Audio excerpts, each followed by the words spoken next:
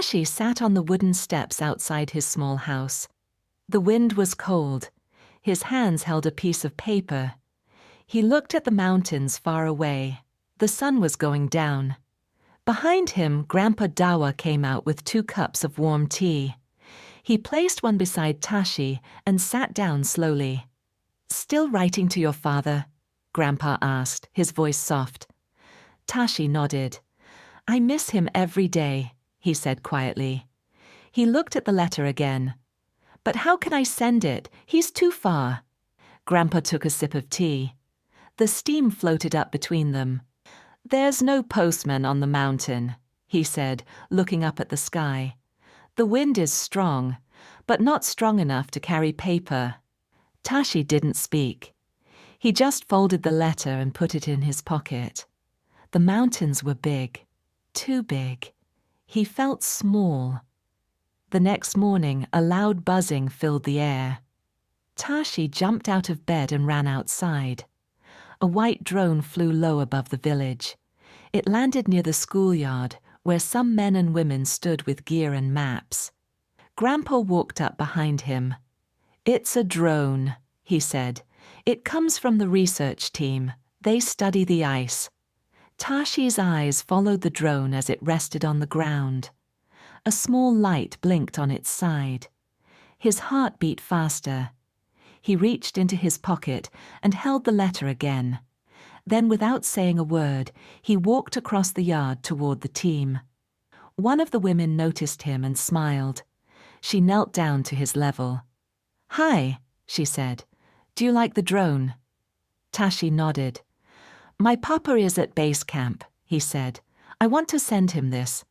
He held up the letter. "Can your drone help?" The woman looked at the drone, then back at Tashi. She didn't answer right away. Grandpa came over and placed a hand on Tashi's shoulder. "The letter is small," he said, "but his heart is big." The woman smiled again. "Maybe we can try," she said. "We'll test the drone tomorrow. If it works, we can carry the letter." Tashi's face lit up. He looked up at Grandpa, who gave him a small nod. As the wind blew gently through the trees, Grandpa said, "The sky has no walls, Tashi. Let's see how far love can fly." The next morning, the village was quiet. Only the sound of birds and the soft hum of the wind moved through the air. Tashi sat at the table with Grandpa Dawa, holding the letter again. He had not stopped thinking about the drone. Grandpa poured hot water into 2 small cups. "Tashi," he said gently, "are you sure about this?" Tashi looked up. His eyes were full of hope. "If the drone can go up the mountain," he said, "then it can carry my letter." He paused. Maybe even my socks too. Papa always says his feet are cold." Grandpa smiled. "Socks and a letter," he said. "That's quite a package." He reached under the bed and pulled out a small red wool bag. "Let's put them in here," he said. Tashi folded the letter carefully and placed it inside.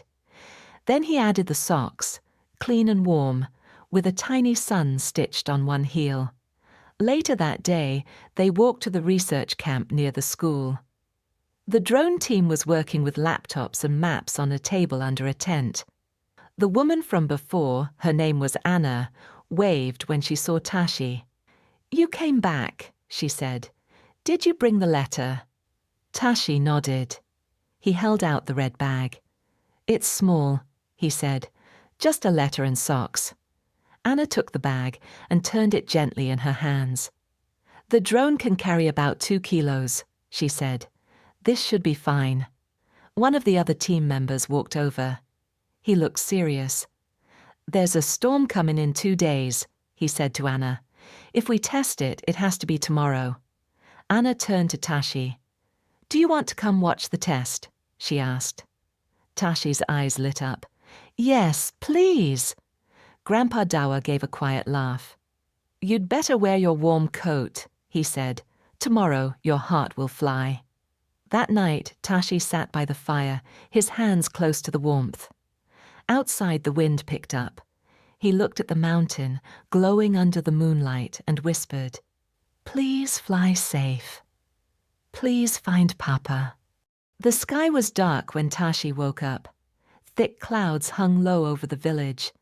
The air smelled like snow. He put on his warm coat and wrapped a scarf around his neck. Grandpa Dawa waited at the door, holding 2 small bags of tea. "Cold morning," he said, "but maybe a good one."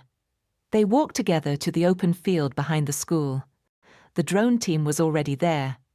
Anna stood near the drone, her hair tied back, her face focused. Tashi ran up to her. "Is it ready?" he asked. Anna nodded. "Yes," she said, "but the weather is not happy today." Just then, a loud gust of wind blew across the field. Everyone held their jackets tight. The drone sat on the ground, small and still, like a bird waiting to fly. The team checked the controls. The propellers began to spin. The sound filled the air. Tashi held Grandpa's hand. Slowly, the drone lifted into the sky. Higher, higher, until it became a small dot above the clouds. Tashi smiled. "It's flying." But then the wind howled louder. The drone wobbled in the air. A sharp gust pushed it to one side. Anna looked at the screen. Her smile faded. "It's too strong," she said. The signal on the laptop began to blink red. Everyone fell silent. Then, suddenly, the screen went black. Anna stood up quickly. "We lost it," she said. "The drone is gone." Tashi's heart sank. Gone? But it had the letter, the socks, his hope. He stepped back, holding Grandpa's hand tighter. His eyes filled with tears. "It was a good try," Anna said gently. "We'll try again next week." Tashi didn't speak. He only nodded and looked at the sky. The clouds were heavy now. Snow began to fall. That evening, he sat by the fire again. This time he said nothing. Grandpa sat beside him, slowly turning his teacup. "Not all flights go straight," he said after a long pause. "But the sky remembers every try." Tashi didn't answer. But in his heart, he still hoped the mountain had heard him. 2 days passed. The snow did not stop. The sky stayed grey. Tashi hardly spoke. He sat by the window most of the time, watching the clouds. His letter was gone. His socks were gone. And Papa still didn't know he missed him. Grandpa Dawa tried to cheer him up. He told stories, made sweet milk tea, even made a fire dance with a leaf. But Tashi just gave a small smile. On the 3rd day, the snow finally stopped. The village was quiet again. The air was clear and the mountains stood tall, white and still. That afternoon a man arrived from base camp. He wore thick boots and a heavy jacket. His face was red from the cold. He came straight to Grandpa's house. Tashi opened the door. The man looked at him and smiled. "You must be Tashi," he said. Tashi nodded. "Yes, I am." The man reached into his pocket. He pulled out a small red bag. Tashi's eyes went wide. The man continued, "Your drone crashed near Camp 1. A Sherpa found it. He opened the bag, saw the note, and gave it to your father." Tashi could not believe it. "Did he read it?" he asked, his voice shaking. The man smiled. "He did. And he asked me to bring you something."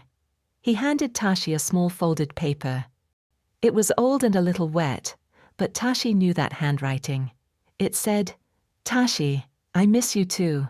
Your socks saved my toes. Love, Papa." Tashi hugged the paper close.